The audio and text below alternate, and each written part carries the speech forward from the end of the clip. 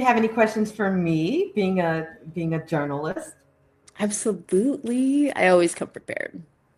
Um, so this conversation is a great example. I think we focus so much on our side of the chair and we don't ever check on or create a conversation about how you as the artist feel experiencing all these different frequencies and journeys and people and women.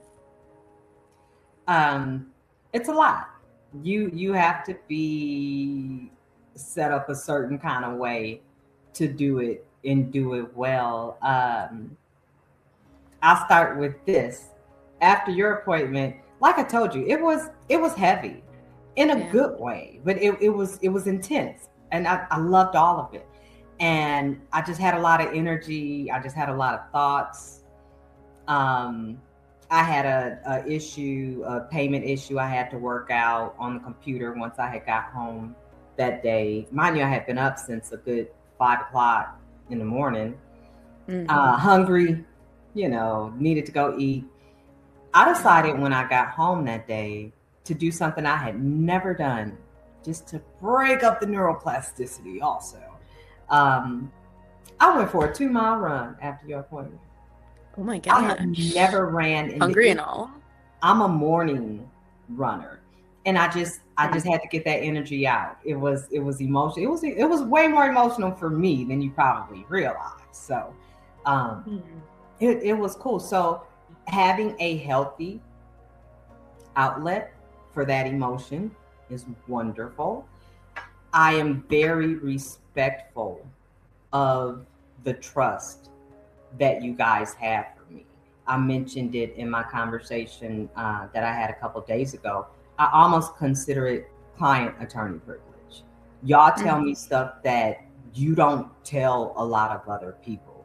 And it's It's just the true. instant wall that comes down as soon as your client sits in that chair. People will tell the stylist anything. And the first thing is, I don't take that for granted. Um, the other thing, you just got to listen.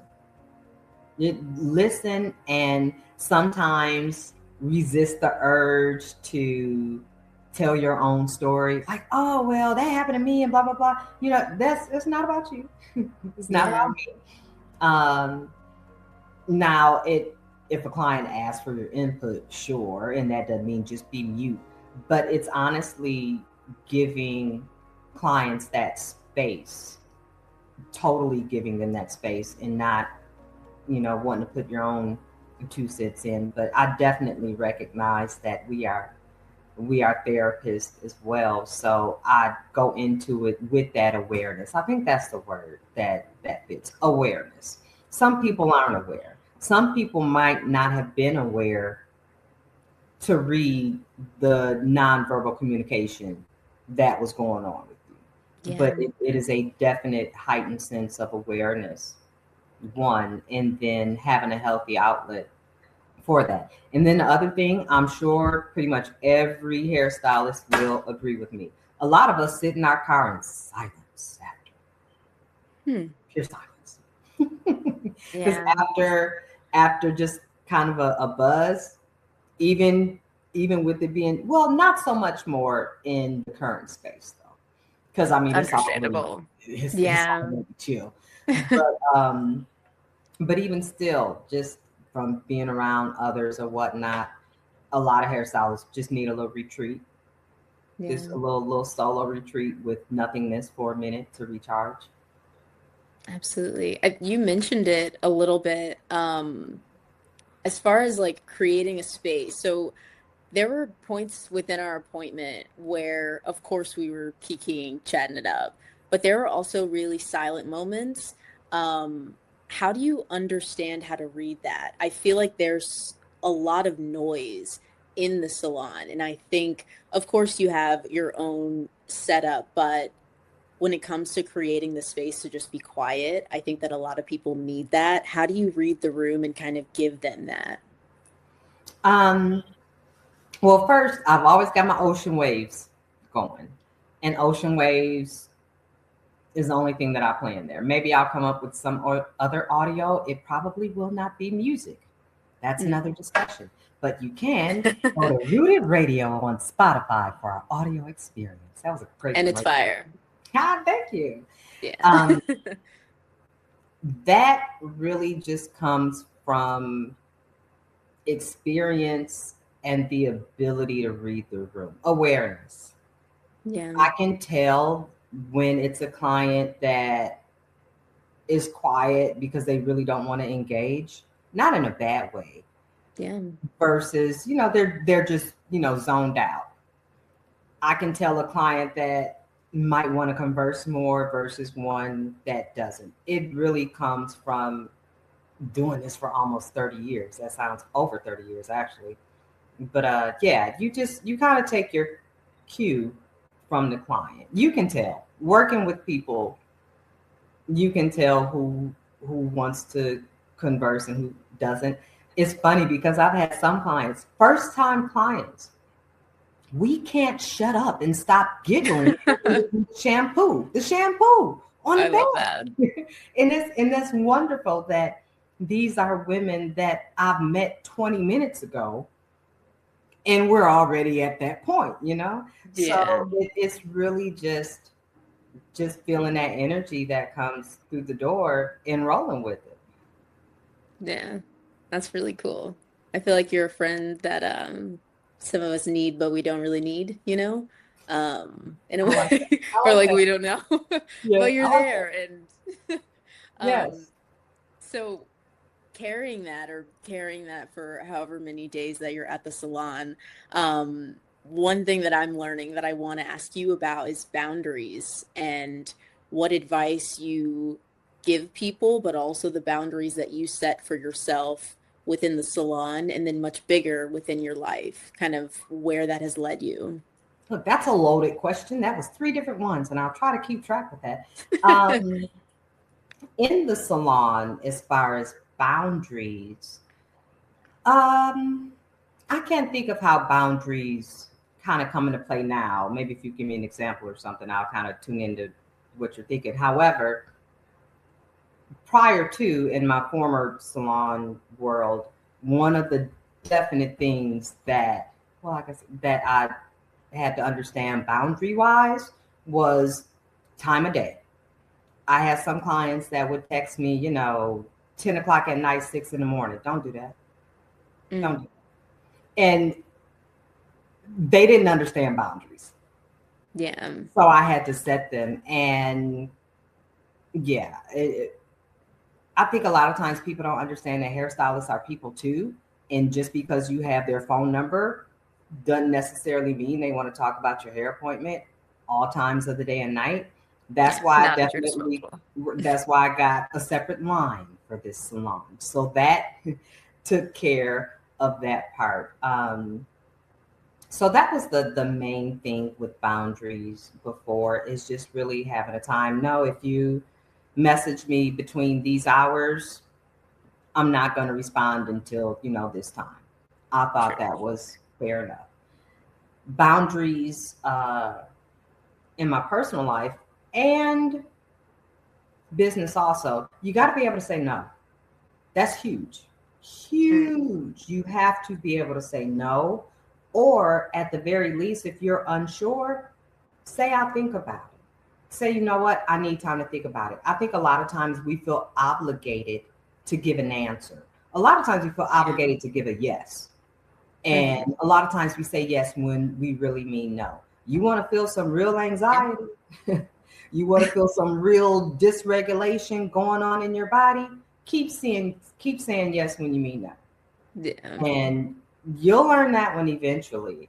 But that was a big one. I quickly learned to at least say I don't know, or let me get back with you if I wasn't feeling that yes or no, or just just be honest.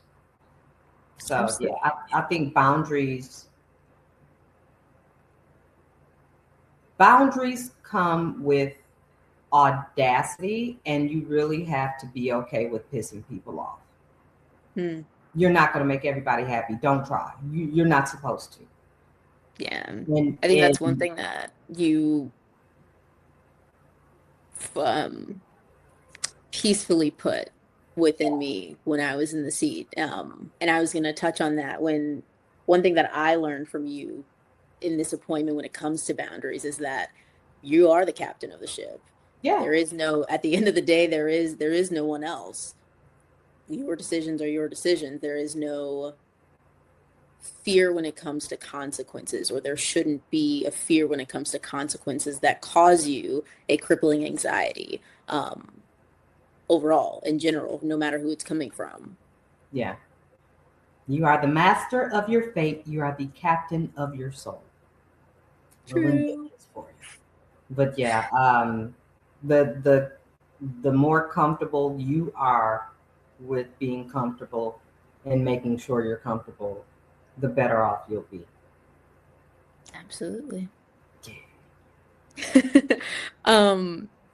We touched on it a little bit, but I do want to pick your brain about current hair culture, in general, and then also within our community. And what changes do you want to see or be? I want to see hairstylists that wash hair again. There's a lot of hairstylists, people that do hair that don't want to wash their clients' hair. And I'm learning a lot of what the current trends are now, getting back in it because I have been removed um, for almost a decade. And I'm very surprised at the robust a la carte menus. Everything is an add-on now. Yes. I'm like, damn, I feel like I'm at the Cheesecake Factory. Yo, something. What this We're menu? ordering food. Yeah. Look, mind you, my menu is a matrix, but hey, I mean, gotta get a good game somehow. True, Um, true. but that part disheartens me. Hmm. The fact that a lot of Black women still have the same complaints that they had 20, 30 years ago. There hasn't been a lot of evolution. What's the other word? Betterment of that process. Yeah. People can come in the game now and win by just being on time. Just being on time and washing hair. Oh my gosh, you're on time and you wash my hair. That's great. I really want to see us fully taken care of. I want us to get back to the health of our hair. It's great that you have the creativity to have, locks one day, a silk press the next, and then, a banging afro ponytail. That's beautiful. We need to make sure the hair that is growing out of your head is growing out of your head the best it can possibly be. And there's a bit of a contradiction because a lot of the styles are breaking off our hair. But then you're wearing the styles because your hair is broke off, and your hair is broke off because of the styles you're wearing. So to me, it makes no sense. Because Crazy at cycle. some point, something's got to give, or else you go ahead and look two, 1, 2 twists on top of your head. That's it. Just go wrong. True. So that part, it disheartens me. So I always say I want to fill in the gap. My thing is also education. Everybody who sits in my chair, I want to go over your routine with you. I want you to be comfortable and confident that you're doing the right things at home. We don't understand that a lot of hair care is internal. There's not a lot that you can put on externally. So as soon as you start telling somebody to eat right, drink their water and stuff, you have lost their attention. So I want us to do a better job at taking care of ourselves.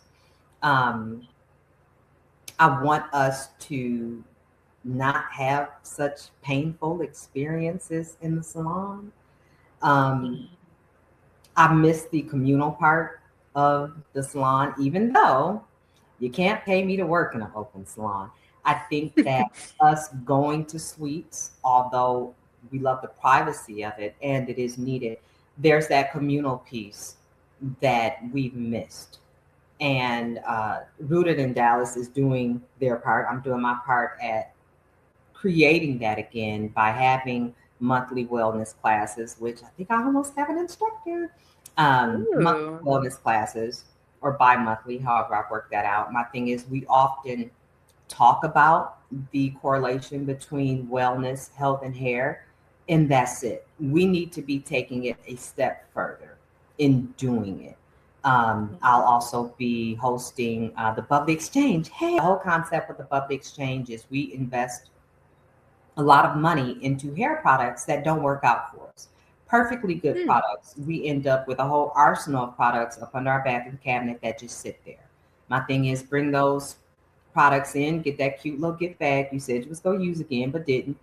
Fill it up with hair products and meet other women doing the same thing. One, it's an opportunity for you to try some other products.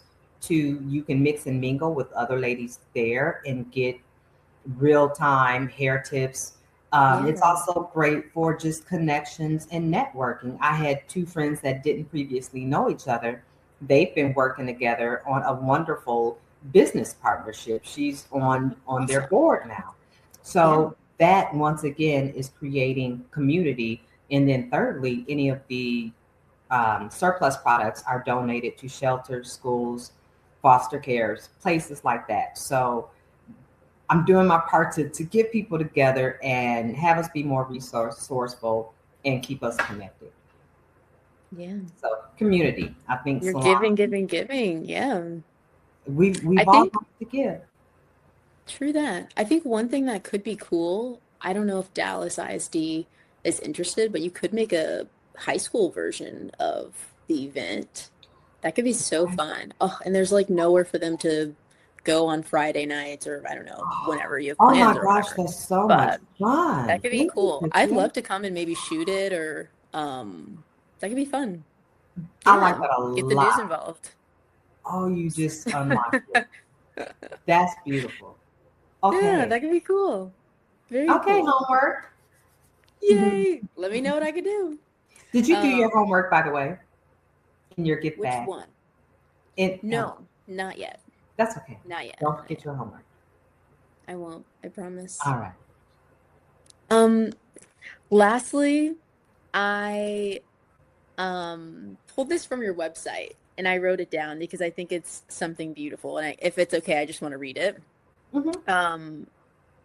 Basically, this was in the about section of your website, and it says to create a space where you feel valued, cared for, and completely at ease.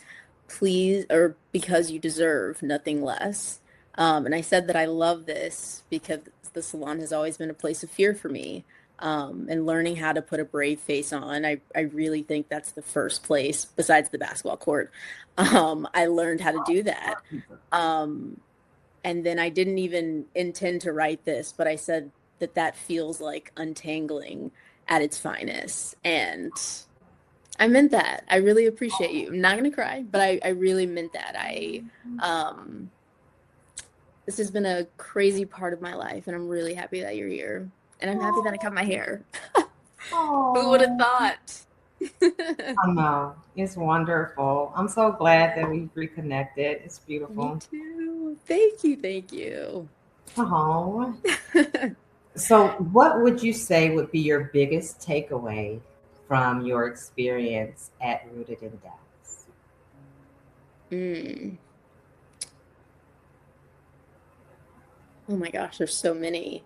You I give us think the I would say to pick maybe top one of the top three would be that making your own decisions and standing on your own 2 feet will actually help you stand taller. Um, and that weight is real. It's okay to cut it off. It's okay to cut it off. It's gonna grow back. As long as you Absolutely. are alive and well and don't have a major medical condition, your hair is growing, I promise you. Yeah, and growing back better, I would say. Yeah. See, that's one. Whoa. Yeah, the Can coolest we color. straighten it the next time we see each I other? told you it'll be like a bob. Yeah. It'll be a cute bob. Pull your top curl down. Because your hair's still long. Yeah, there are some long pieces It would be cute. It would be also cute. right off in here. Yeah, Whoa. exactly. Dang. Yeah. You got Let me options. put them back. Just go ahead and push that, pat that one back in. Let me hide them. Let me hide them. Well, this has been a lovely conversation. I'm so glad I got to see you again. And Likewise. I'll see if we can do a little cajoling to get you in here in the summer. Incredible. I'm looking forward to it. Thank you for everything from the You're, bottom of my heart. Thank you. thank you. Thank you for trusting me to do a very major haircut and a major move in your life. No one else would have done it. Until next time, ladies and gentlemen, you can check out all of these episodes in their fullness on YouTube. It is the Yes. Hot Home Chronicles channel at Rooted in Dallas. If you would like to visit the wonderful luxury hair and scalp retreat, which is located in Southlake, Texas, you can make an appointment by visiting us at rootedindallas.com, ROOTDINDALLS. We are on Facebook, Instagram, TikTok, apparently Threads. I kind of got roasted about my audio on TikTok. I am a learning content creator. Please be kind. Be easy. Yeah, be easy. All righty, folks. We will see you later. Bye.